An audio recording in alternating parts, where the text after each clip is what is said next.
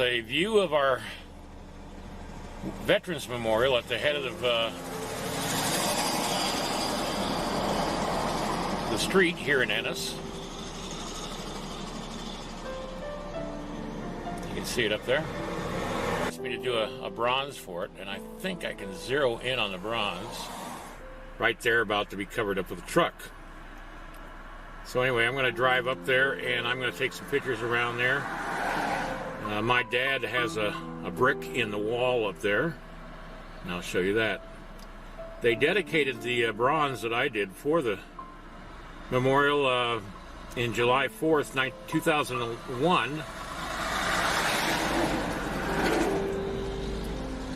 Just a few months before, it's a busy town, just before 9/11, and the morning of 9/11, I drove up this street and the flag was at half-mast, and it brought tears to my eyes to know that something that I was part of would be so moving to see. All right, I'll pick it up at the memorial.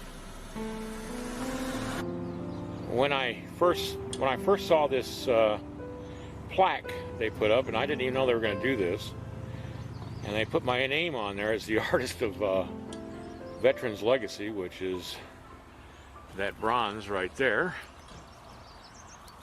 I was taken back, because usually you don't see a name on a plaque like that unless the guy's dead.